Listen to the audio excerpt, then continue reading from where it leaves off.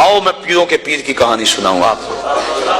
हजरत शेख सादी शिराजी फरमाते हैं कि एक बंदा मताफ में कंकरों के ऊपर पेशानी रख के ज़ारों के तार हो रहा है और क्या कहता है, अल्लाह मुझे माफ कर दे, नहीं तो कयामत के दिन अंधा उठाना, मैं तेरा क्या तेरे बंदों का सामना भी नहीं कर सकता। इतने दर्द से रोता है कि लोग अपनी दुआएं छोड़ के उसके लिए दुआ करते हैं। एक बंदा तो छोड़ छाड़ के करीब खड़ा हो गया और कहता है, मालिक इसे माफ कर दे, मालिक इसे माफ कर दे। काफी देर के बाद वो शख्स जो रोता था उठ के जाने लगा। इसको तजस्सुस था कि मैं देखूं तो सही ये कौन है और उसको तसल्ली भी दूं कि अल्लाह बड़ा करीम है, तुझे माफ कर देगा।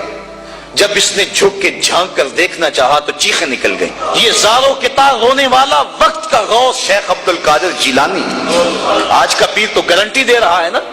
आओ उस पीर मुरीद की कहानी सुना रहा हूं। हजरत जुनैद बगदादी फरमाते हैं, मेरे मामू ने तन्हाई में मुझे बुलाया और मुझे वसीयतें की।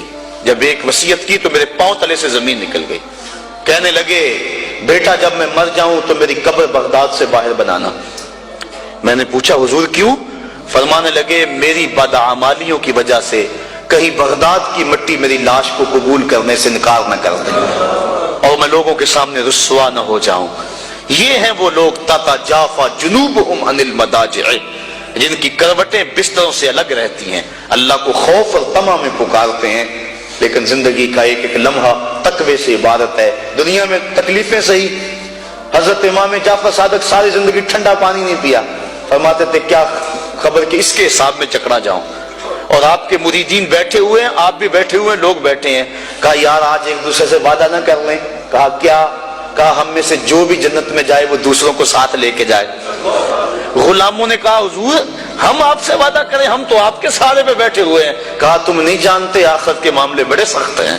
ये इमाम जाफर सादिक कह रहे हैं, ये उनकी जिंदगी है। जिन लोगों ने इस बात का ख्याल रखा कि हमारे रब ने हमें पूछना है और एक एक बात का हमने जवाब देना है, ये बात दुरुस्त है कि अल्लाह अपने फजल से माफ करेगा। लेकिन सहरी के वक्त उठ के सिसकियां भरने वाला और रात शराब खाने में गुजारने वाला क्या कयामत के दिन एक सफ में खड़े कर दिए जाएंगे? ये कैसे होगा? गरीबों का खून चूसने वाला, बेवाओं और यतीमों का माल लूटने वाला और रात की तन्हाई में उनकी मदद करने वाला क्या एक सफ में खड़े कर दिए जाएंगे? ऐसा कैसे हो सकता है? तो साहिब वो तकवा है कि इंसान अपनी जिंदगी के एक एक कदम को बचा बचा के रखे कि मैं अल्लाह की नाराजगी से बच जाऊं। दीन की बात फैलाना सदक़े जारिया है। सवाब की नीयत से वीडियो को शेयर जरूर कीजिए। जज़ाकल्लाह।